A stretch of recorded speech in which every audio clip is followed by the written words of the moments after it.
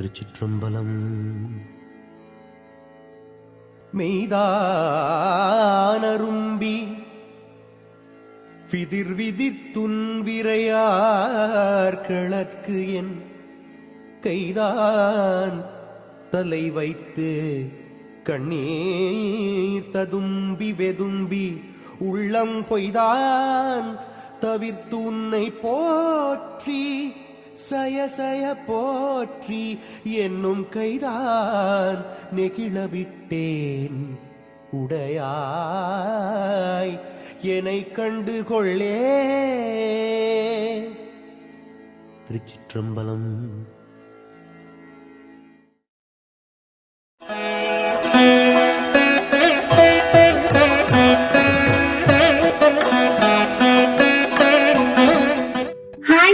Welcome to our channel சங்கீத மேடை. திருவாசகத்திற்கு உருகார், ஒரு வாசகத்திற்கும் உருகார். இந்த வாக்கியத்துக்கு ஏத்த மாதிரியே திருவாசகத்தினுடைய பாடல்கள் எளிமையாகவும் உள்ளத்தை உருக்கக்கூடியதாகவும் அமைஞ்சிருக்கும். அந்த திருவாசகத்தை இயற்றிய மாணிக்க வாசகருடைய வாழ்க்கை வரலாறு தான் இன்னைக்கு நம்ம பார்க்க போறோம். இது பிரிட்ஜ் அகாடமி கிரேட் 3யோட சிலபஸ்ல வரக்கூடிய போர்ஷன். மாணிக்க வாசகருடைய லைஃப் ஸ்டோரி. பாண்டிய நாட்டுல சிவபாத சரிதருக்கும் சிவஞானவதிக்கும் மகனாக பிறந்தவர் திருவாத ஊரார். மாணிக்க வாசகருடைய இயற்பெயர் திருவாத ஊரார். திருவாத ஊரார் தன்னுடைய இளமை காலத்திலேயே கல்வி கேள்விகள்ல சிறந்து திறமையான ஒருத்தரா விளங்கினாரு.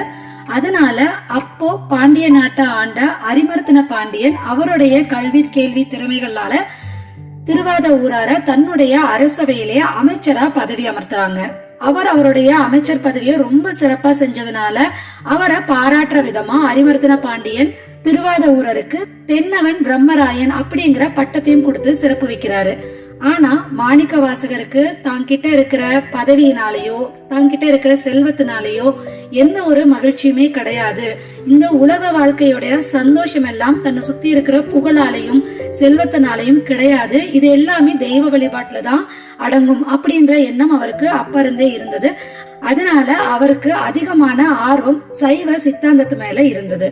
அதனால அவர் நிறைய சிவ வழிபாடுகளையும் செய்ய ஆரம்பிச்சாரு. ஒரு தடவை மன்னனுக்கு சோழ நாட்டுல இருந்து ஒரு தகவல் வருது. சோழ நாட்டுல நல்ல விசேஷமான குதிரைகள் வந்திருக்கு அப்படின்னு கேள்விப்படுறாரு. இத கேள்விப்பட்ட மன்னன் மாணிக்க வாசகர்கிட்ட நிறைய தங்க காசுகளை பொற்காசுகளை கொடுத்து நல்ல சிறப்பான குதிரைகளை நிறைய நம்ம படைக்காக வாங்கிட்டு வாங்க அப்படின்னு சொல்லி அனுப்பி வைக்கிறாரு. மாணிக்க வாசகரும் அந்த பொண்ணை எல்லாம் எடுத்துட்டு சோழ நாட்டை நோக்கி போயிட்டு இருக்கிறாரு. அப்போ மாணிக்க வாசகர் திருப்பெருந்துறை அந்த இடத்துக்கு வரும் பொழுது அங்க ஒரு குரு தன்னுடைய சீடர்களுக்கெல்லாம் உபதேசம் செஞ்சிட்டு இருக்கிறாரு. அந்த குருவை பார்க்கும் பொழுது ஏதோ ஒரு தெய்வ சக்தியோட ஈர்ப்பு ஏற்பட்டு மாணிக்க வாசகரும் அவர்கிட்ட போய் ஞான உபதேசங்கள் கேட்கிறாரு. உண்மையிலே சிவனே அங்க குருவா இருந்து குரு உபதேசம் மாணிக்க வாசகருக்கு சொன்னதா கருத்துகள் தெரிவிக்கிறாங்க. இந்த உபதேசத்துக்கு அப்புறம் மாணிக்க வாசகர் இன்னமுமே தீவிரமான சிவபக்தரா மாறிடுறாரு. வந்த காரியம் என்ன அப்படிங்கறதையே மறந்து சிவனுக்கு தொண்டு செய்யறதையும் சிவனை வழிபடுறதையுமே தன்னுடைய முழு நேர வேலையா மாத்திக்கிட்டாரு. தான் கொண்டு வந்த குதிரை வாங்குறதுக்காக மன்னன் கொடுத்து விட்ட அந்த பொற்காசுகளை எல்லாம் அங்க திருப்பெருந்துறையிலேயே சிவனுக்கான ஒரு மிகப்பெரிய ஆலயத்தையும் கட்ட ஆரம்பிச்சாரு. இப்பவும் அந்த கோயில் அறந்தாங்கிட்ட ஆவுடையார் கோயில் அப்படின்னு ஒரு பெரிய கோயில் திருப்பெருந்துறையில இருக்கு. இந்த கோயில மாணிக்க வாசகர் அப்பவே அந்த மன்னன் கொடுத்த பணத்தை வச்சு கட்ட ஆரம்பிக்கிறாரு. இப்படி கொஞ்ச நாள் போகும் பொழுது மன்னனுக்கு இன்னும் குதிரையும் சேரல, மாணிக்க வாசகரும் எந்த தகவலும் கொண்டு சேரல அப்படின்னு யோசிச்சுட்டு இருக்கும் பொழுது அவருக்கு சில தகவல்கள் தெரிய ஆரம்பிக்குது. இந்த மாதிரி மாணிக்க வாசகர் கொண்டு போன பொற்காசுகளை எல்லாம் வச்சு கோவில் கட்டிட்டு இருக்கிறாரு, நம்ம சொன்ன வேலையை சரியா செய்யல. இந்த தகவல் எல்லாம் மன்னனுக்கு தெரிய வரும் பொழுது மன்னன் அதிகமா கோபப்படுறாரு. அப்ப தன்னுடைய காவலாளிகளை அழைச்சு மாணிக்க வாசகர் கிட்ட போய் எப்ப குதிரைகள் கிடைக்கும் அப்படின்னு தகவல் கேட்டுவாங்க, மாணிக்க வாசகரை கூட்டிட்டு வாங்க அப்படின்னு அனுப்பிச்சு வைக்கிறாரு. அப்போ சிவபெருமானே மாணிக்க வாசகர் கிட்ட சொல்றாரு, ஒரு தேதியை குறிப்பிட்டு அந்த தேதி அன்னைக்கு கண்டிப்பா உனக்கு குதிரைகள் சேரும் அப்படின்னு அரசர்கிட்ட சொல்லு அப்படின்னு சொல்லி சிவபெருமான் மாணிக்க வாசகரை அனுப்பிச்சு வைக்கிறாரு. இதே மாதிரி மாணிக்க வாசகரும் மன்னன் கிட்ட போய் அந்த தேதியை சொல்லி அந்த தேதி அன்னைக்கு சிறப்பான குதிரைகள் எல்லாம் நம்ம அரண்மனைக்கு வந்துரும் அப்படின்னு சொல்லிடுறாரு.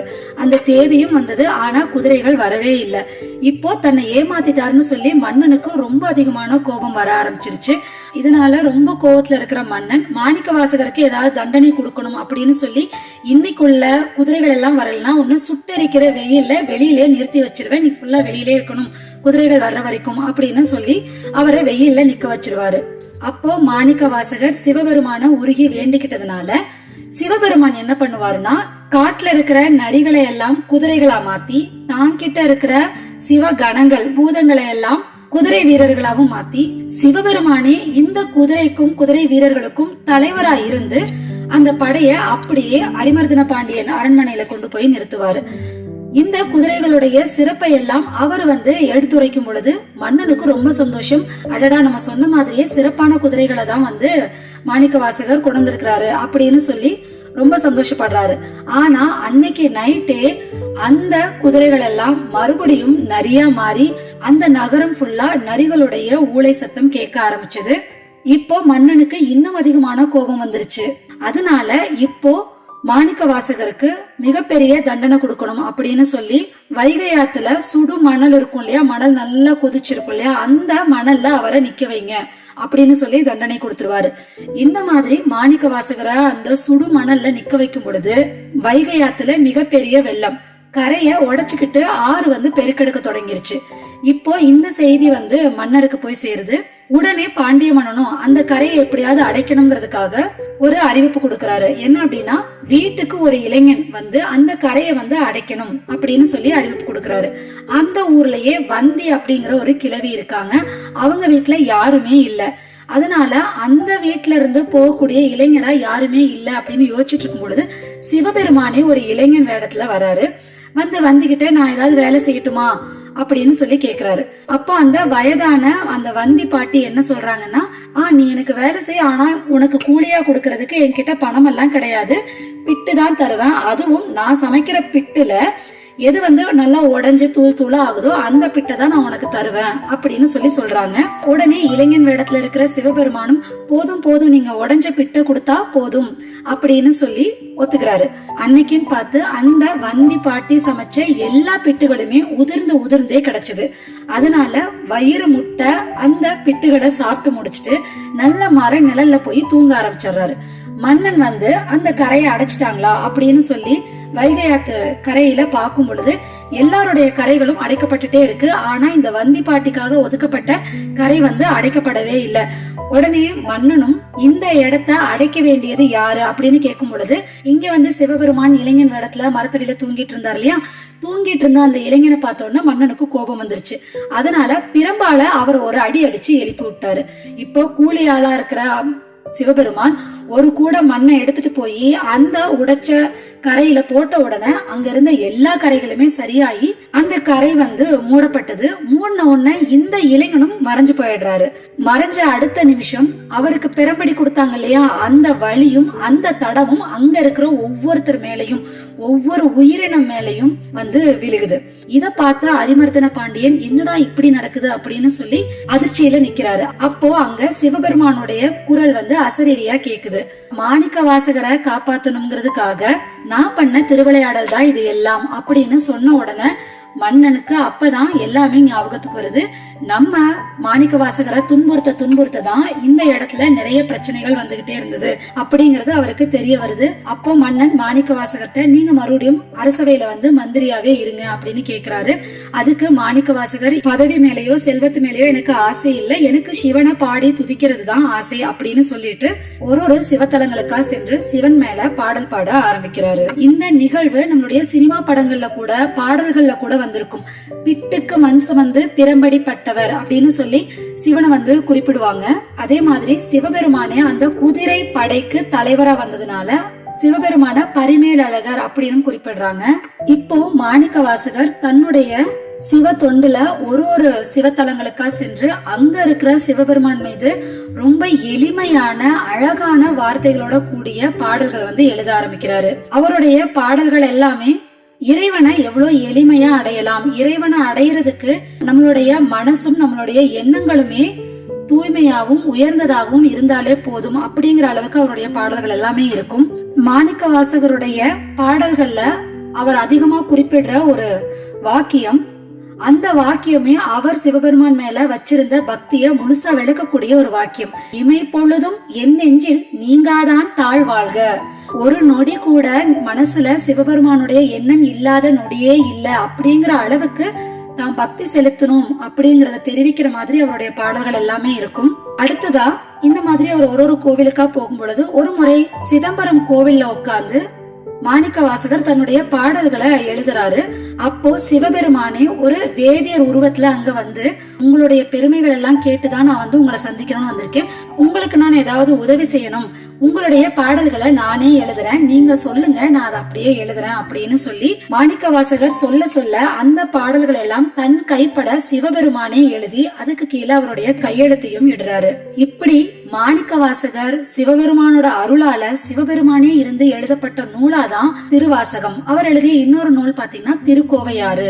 எப்படி திருக்குறள் வந்து பல மொழிகள்ல வந்து மொழிபெயர்க்கப்பட்டிருக்கோ அதே மாதிரி திருவாசகமும் ஆங்கிலத்திலையும் இன்னும் சில மொழிகள்லயுமே மொழிபெயர்க்கப்பட்டிருக்கு. அந்த அளவுக்கு அருமையான கருத்துகள் கொண்ட பாடல் தான் திருவாசகம். அதே மாதிரி இப்ப நம்ம இசைஞானி இளையராஜா அவர்கள் கூட திருவாசகத்தை வந்து பாடல் தொகுப்பா கம்போஸ் பண்ணி வெளியிட்டிருக்கிறாரு. இந்த திருவாசகம் நூலை ஆங்கிலத்தில் மொழிபெயர்த்தவர் வந்து G.U. போப். மாணிக்க வாசகர் சிவபெருமான் மீது எந்த அளவுக்கு அன்பும் பக்தியும் வச்சிருந்தாரோ அதனாலதான் சிவபெருமானும் மாணிக்க வாசகருடைய இன்னலான காலகட்டத்துல சிவபெருமான் நேராவும் மறைமுகமாவும் வந்து அவருக்கு நிறைய உதவிகளை வந்து செஞ்சிருக்கிறாரு. 12 திருமுறையில மாணிக்க வாசகருடைய படைப்புகள் 8வது திருமுறையா சேர்க்கப்பட்டுள்ளது. இப்படி சைவ சித்தாந்த நெறியில சிவபெருமான் மீது பக்தி கொண்ட மாணிக்க வாசகர் தன்னுடைய 32ஆம் வயதில் ஆனி மகத்தில் சிதம்பரத்தில் சிவபெருமானுடன் 2 கலந்து சிவனடி சேர்ந்தார். இப்போ உங்களுக்கு மாணிக்க வாசகருடைய லைஃப் ஹிஸ்டரி தெரிஞ்சிருக்கும்னு நினைக்கிறேன். இந்த வீடியோ பிடிச்சிருந்ததுன்னா லைக் பண்ணுங்க. உங்களை மாதிரியே மியூசிக் கத்துக்கிற உங்க ஃப்ரெண்ட்ஸ்க்கும் இந்த வீடியோவை ஷேர் பண்ணுங்க. நம்ம சங்கீத மேடை சேனலை சப்ஸ்கிரைப் பண்ணுங்க. தேங்க்யூ. தமிழர்கள் அந்த குடியை எங்கேயுமே உள்ள மதமே மாறினாலும் அங்கே குடியை உருவாக்கி வச்சிருக்காங்க. அதில் ஒரு எடுத்துக்காட்டு தான் ராவுத்தர் என்ற குடி. ராவுத்தர்கள் என்பவர்கள் குதிரை வணிகம் செய்தவர்கள். குதிரைகளை பராமரிப்பாங்க, குதிரைகளை இனப்பெருக்கம் செய்வாங்க. அவர்கள் மிக குதிரை மீது ஏறி சண்டை போடுவதில் வல்லுநர்களாக இருந்தார்கள். அதனால குதிரை வீரர்களாகவும் வேலை செஞ்சாங்க. அதே போல மரக்காயருடைய அடிப்படை தொழில் மரக்கலங்கள் செய்வது. மீனவர்களுக்கு போட் செய்யறதா இருக்கட்டும், கப்பல் செய்யறதா இருக்கட்டும், வணிகர்களாகவும் கப்பல் செய்யறதா வணிகர்களாகவும் இருப்பார்கள், மீனவர்களாகவும் இருப்பார்கள். இதுக்கப்புறம் மாப்பிள முஸ்லீம் கேரளாவில் இருக்கக்கூடிய மலையாளத்தை தாய்மொழியாக கொண்டவர்கள் இருப்பாங்க. இந்த மாப்பிள முஸ்லீம்களும் கிட்டத்தட்ட மரக்காயர் போலவே இந்த வியாபாரம் செய்தவர்கள், வணிகம் செய்தவர்கள், மீன் பிடித்தவர்கள். ஆனா இவர்களுடைய தாய்மொழி வந்து தமிழ் தான். ஆனா கால ஓட்டத்தில் மலையாளமும் தமிழும் ரொம்ப நெருங்கி இருக்கிறதுனால அப்படியே இன்னைக்கு மலையாளிகளாக மாறிவிட்டார்கள். அடுத்த ஒரு முக்கியமான சமூகம் என்பதுன்னு லெப்பை என்று சொல்வார்கள். இப்போ அந்த காலத்தில் வந்து தோல் பயன்படுத்தி செய்யக்கூடிய ஆபரணங்கள், அணிகலன்கள் இதெல்லாம் இருக்கும். அது அன்னைக்கு வந்து பார்த்தீங்கன்னா அந்த உடம்புல போடக்கூடிய கவசங்கள் கூட தோல்ல செய்யப்பட்ட கவசங்கள்லாம் இருக்கும். அது செய்வாங்க. அவங்களோட தொழில் என்பது நெசவாளர்கள். இதில் இப்போ நைனார் பட்டம் இதெல்லாம் வந்து லெப்பைகளுக்கு இருக்குங்கிறாங்க. எல்லாமே எதை வெளிப்படுத்துதுன்னு பார்த்தீங்கன்னா இஸ்லாமியர்களும் தமிழர்களும் நட்பாக இருந்தார்கள் என்பதைத்தான் வெளிப்படுத்துகிறது. அது மட்டும் இல்லாமல் இஸ்லாமிய தமிழர்கள் தமிழர்கள் தான், அவர்கள் இனத்தால் வேறுபட்டவர்கள் அல்ல.